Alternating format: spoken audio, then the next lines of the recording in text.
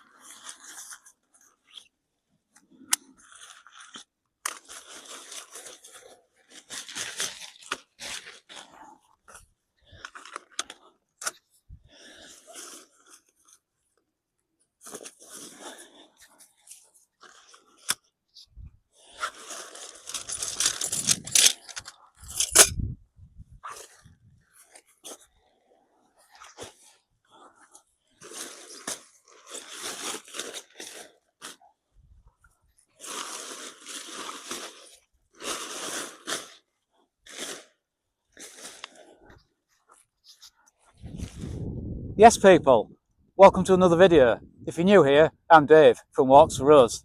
As you can already tell, this is another tent related video, and in this video I'm going to show you my Berghaus Cairngorm 2. It's a two-man tent.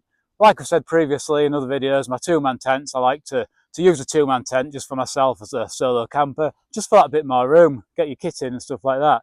So without further ado, let's get this one set up. Right guys, with this tent we have 3 poles, but I'll show you how they go as we go along. First things first, get your poles out and get them set up. There will be a spare section of pole in here somewhere. What's that in there? Some sort of repair kit, I can't remember. With a little repair kit, you can see that. That came with the tent. Can't remember what's in here. Let's have a quick look.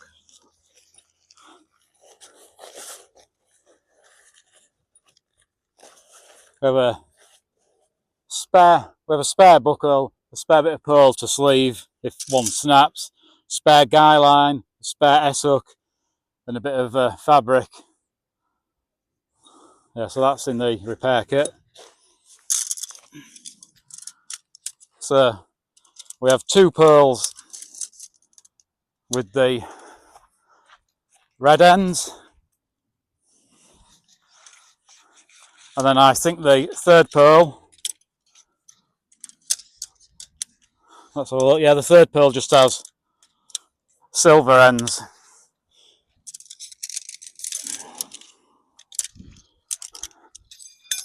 You see there guys?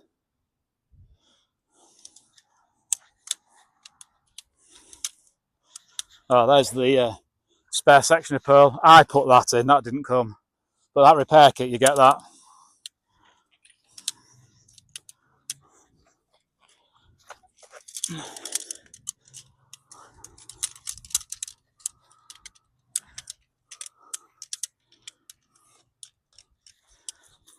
So I put the 2 longer ones with the red end in first.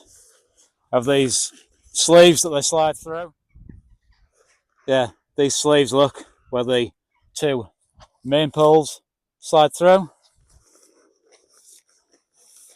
They do slide through relatively easily, but this tent does these poles do cross over each other, similar to the OEX Raccoon 2.1 tent that I have. But yeah, they do slide through here relatively easily.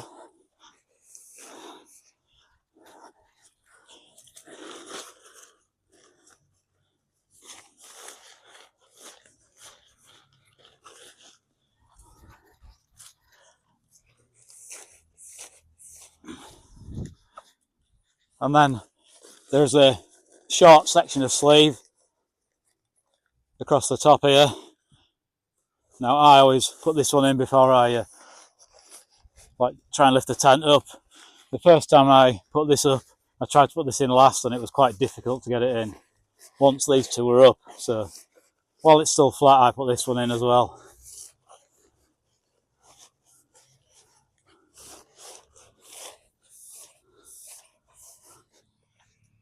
Now I did find it a little tight the first time I did it.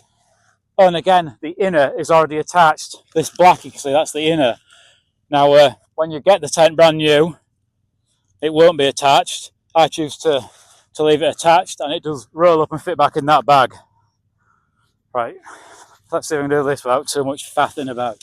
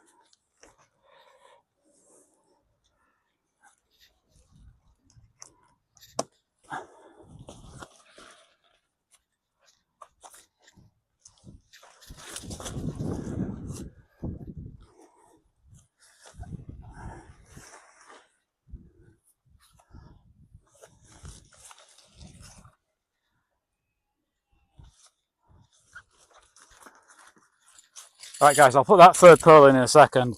I'm just going to pop a tent peg, a couple of tent pegs in, or one in each corner. And it's not even windy, but just to stop it trying to blow away. So that's a little bit of a lesson to myself if I'm doing a wild camp with this. Maybe peg the corners out before I don't know, I might be talking rubbish there.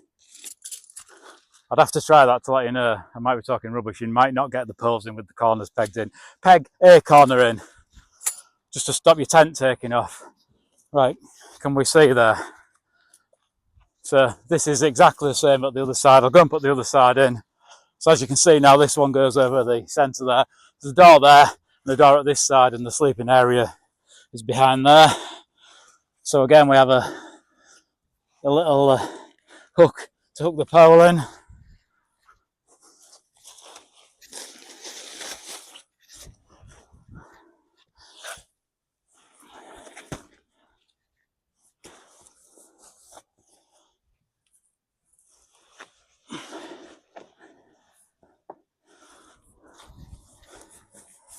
So I say it can be a little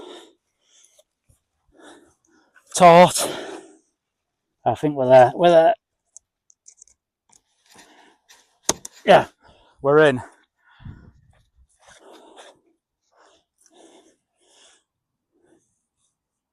So there's a couple of eyelets. I always go for the inner one just to keep it fully taut. And then again, same on each side. We have and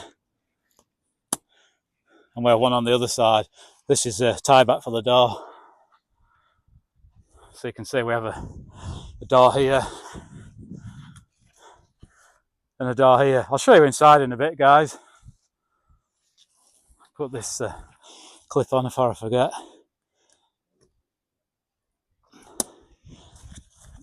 There we go, Berghaus Cairngorm 2. Got 5,000 HH waterproof.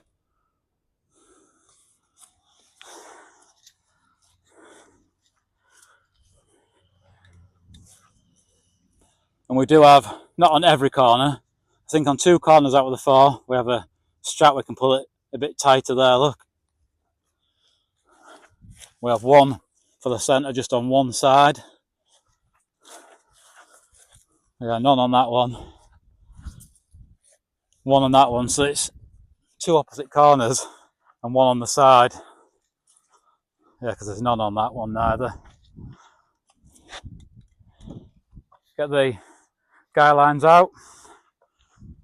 As always, I do tie them up when I put the tents away, stop them getting taffled up, so I'll go around and undo those. So I've gone around and undone all these. We've got 8. I've got 1 peg in each corner. Again, as I always say, push your pegs in at an angle, but you know that, don't you guys? We have 1 there. Again, the same at the opposite side. And when I say an angle, we have 1 here for the fly sheet, look. Just keep it off the inner at an angle that way, just to stop it help pulling itself out if it flaps around. So I've done the corners. Guys, we have 8 guy lines, and these are the pegs that come with the tent. Again, as I always do, I use the stuff that comes with it.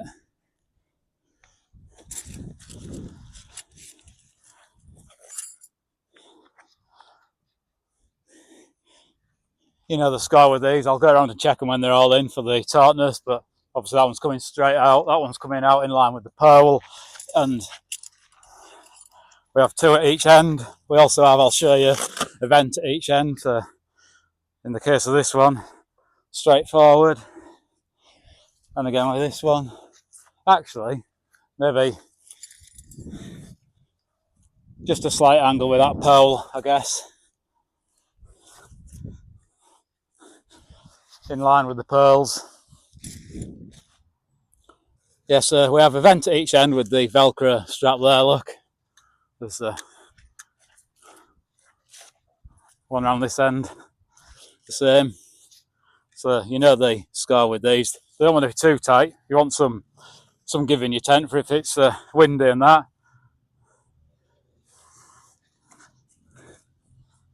But yeah, you want your tent looking relatively like that and not all baggy. So let's have a look inside.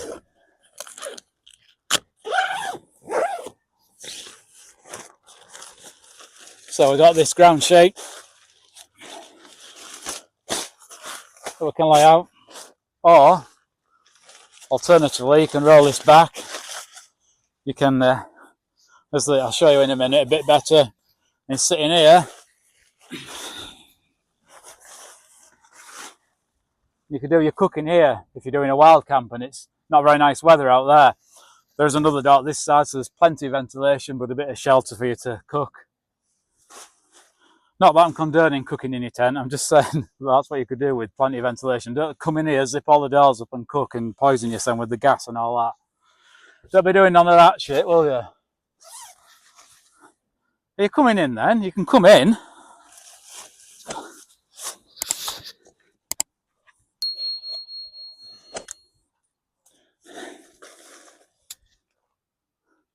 Very red, isn't it? But yeah, we have the pocket here. I always put my head at this end, my feet at that end, pocket at that side. But yeah, that's the 2-man that I use as a 1-man. If you heard a funny noise then, it was my back rubbing on the tent. I wasn't farting. We have a hook way down there, look, for your torch. I don't know if you can see it. There, look.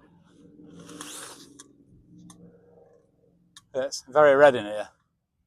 Yeah, it does make the old eyes a bit funny when you first get in here, and it's all red. Well, it does with me anyway. I don't know how well with the light and the fact of the darkness and the red in here you're going to see, but showing my gear, we have the folding Z mat, which I always bring. So lay that out. I have the, it says self-inflating, but I've said this before on the channel, I've got a pillowcase there. You have to pump it up. It has a sponge inside that you pump it up with. I do have a sleeping bag liner, a Euro height one. Put all this in here. Roll that out.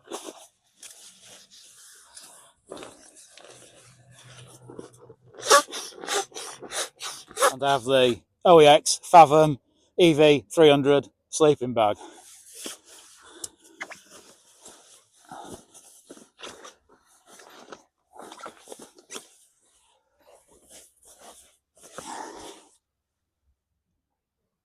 So there's my sleeping system, guys.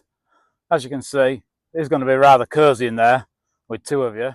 Yeah, you would want to get on rather well with each other if there was two of you in there, wouldn't you? But yeah, as a one-man tent, I find it great.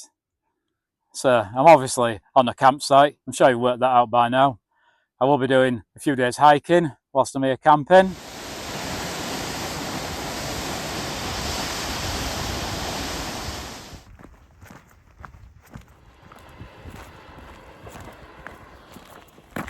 Yorkshire Three Peaks. If I just zoom you in, guys, that's the one we're heading to, with the golf ball thing on the top. Highest road in England. Longest bloody road in England. Little Dunfell, 842 metres. And Matty is still with me. And we've got some food to cook, so I'll bring you back in a bit when it's tea time. In a bit.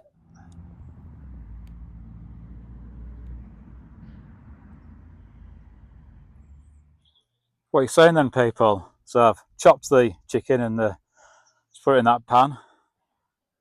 Probably far too much chicken for one person. And I've been and washed my hands after chopping the chicken up. And I've got a couple of these from a army ration pack. Best before. Can you see there, guys? You can't see very well, can you? November 2024 and October 2024.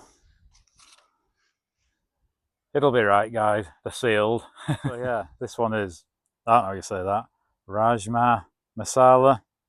Does that even go with chicken? It does tonight. And I've got some wraps as well. And for afters, again, you can't see for the sun, can you? We've got some chocolate gateau cake, another one out of the army ration pack, and some Tesco's custard. And to snack on in the tent later tonight, we have some Turkish style kebab flavour Pringles. So I'm just boiling the chicken in that pan. I did try heating the rice in there, but it's boiling over, so I'm going to have to put it in the bigger pan in a second. I want to make sure that's properly cooked. I've now got the rice and the sauce in there to heat up for a bit, but then I can add the sauce into the pan. Got this little bad boy out. Yeah, so we're just using a camping gas stove. I have a gas bottle in there, look. And then the Reuben stove with the that jet power gas bottle. Yeah, the rice is already cooked, so I'm just like heating it up, but I will get it hot. And I can always mix it in, you know what I mean, mix it up in the pan just to give it some extra heat if need be. So I've drained the water out of the chicken. I'm gonna get this sauce, which is gonna be hot, and pour it in here. Leave the rice in there a bit longer. Pop the lid back on.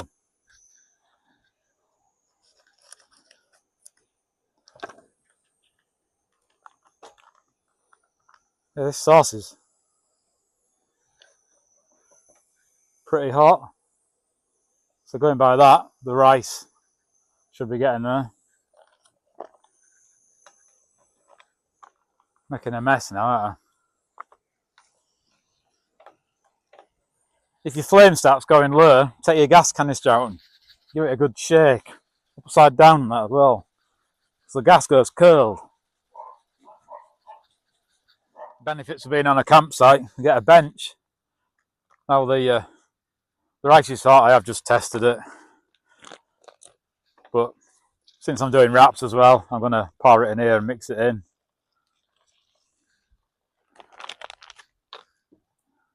And we just do a test from the... Yeah, it's definitely hot anyway.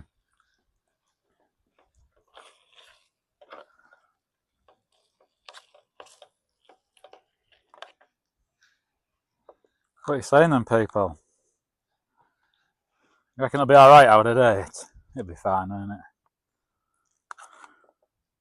I've seen them army ration packs on eBay, you know. My mate Tim gave me these. Cheers, Tim.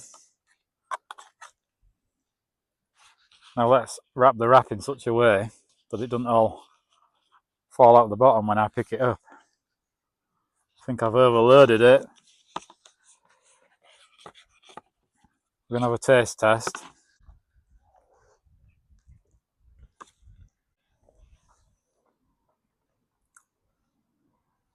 You know what, that's alright. It's alright, is that, guys?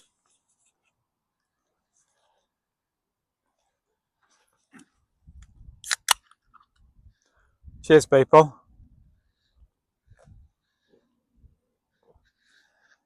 Coke Zero. So I polished all that. I can't remember what it was called. Some masala off and rice and chicken. About 20 minutes back. I'm going to do this before it gets dark. Then I can tidy all my cooking stuff away.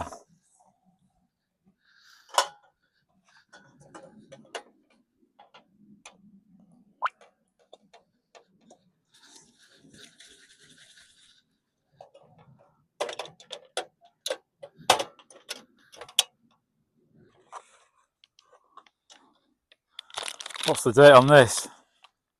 January 2025. Not so bad, is it? I'm going to stick it in here with this custard. Show her a bite. Break it up. Put it in there. It's alright actually, isn't it? And to save washing up, eat it out of here.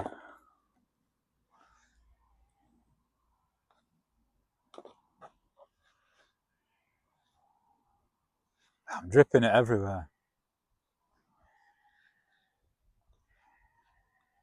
Yeah, that's nice.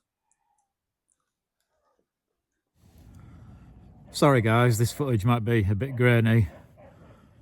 Obviously, I'm in the tent now. Got my Peter Storm synthetic down jacket on. I've just got like some joggers and a like t-shirt vest thing on under, and my thermal socks. So the time I'm here recording this, we're still in September, so it's not too cold yet. I do have some different clothing for when it gets colder, and a duck down jacket. I'm just going to give you a quick rough estimate of what I paid for everything. The tent, the Berghaus Cairngorm 2, was about £113. I paid for that from Go Outdoors. The Peter Storm synthetic down jacket was about £20 from Go Outdoors.